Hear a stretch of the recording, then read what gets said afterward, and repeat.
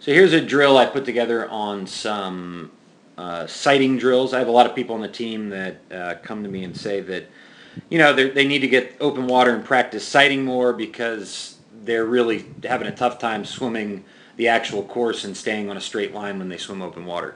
What you're going to find typically is that being able to sight in open water has very little to do with being able to hold or maintain a straight line while you're swimming in open water. This first video is going to show kind of a swimmer on the team that has been with the team for about a year, and he swims about 130 per 100 now. He's dropped roughly about 15 to 20 seconds per 100 since we started, but he still has a tough time maintaining a straight line when he swims open water. And in this video you'll kind of see it'll become pretty apparent quickly why that's the case.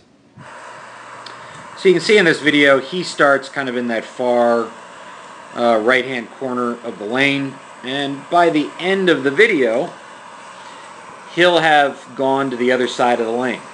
You know, and he's just swimming in the lane by himself. He's not circle swimming here.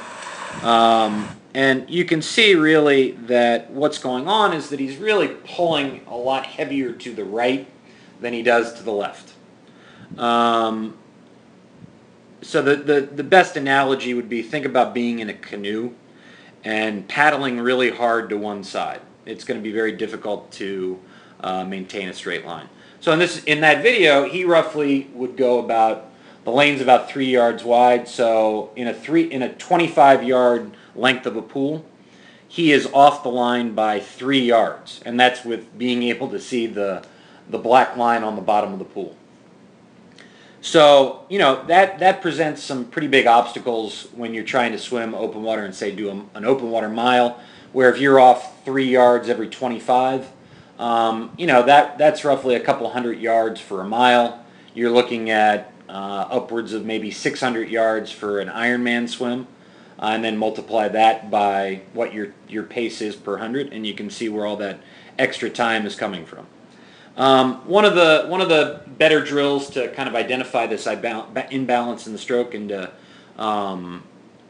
correct it is a one-arm drill. So effectively in the next video, what you're going to see is a swimmer doing right arm only one-arm drill. So left arm it'll be at your side and swimming with the right arm. Some of the important points to remember about this drill would be to use fins. The fins are going to help you stay up in the water, so you don't have to worry about that while you're focusing on the drill. The other point that you really want to take note of is that the left side, so the side that isn't swimming, that shoulder should be moving as if it is swimming, so that we really maintain that balance, that you really start to work on that balance. So here is the swimmer swimming the one-arm drill, right arm only, left arm at their side. So you can see pretty good straight line through the body, pretty balanced stroke. You see the movement there on the shoulder, and then I'll slow it down here, and you really get to see kind of, so here's the shoulder coming out of the water. You get to see kind of that, you know, angle on the shoulder on the water. That's on the right side. Now as we go forward, you get to see that left shoulder come up as if it was swimming.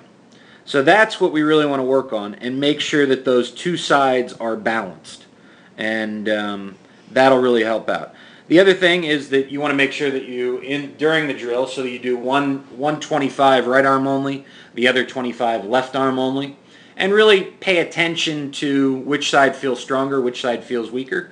The weaker side, you're going to want to, you know, really start focusing on that when you're swimming, and focusing on doing more one-arm drills with whichever side feels a little bit weak. This will go a long way in kind of helping you balance out your stroke and improve your open water swims and open water swim times. As always, thank you for watching, and if you have any questions, please feel free to contact me.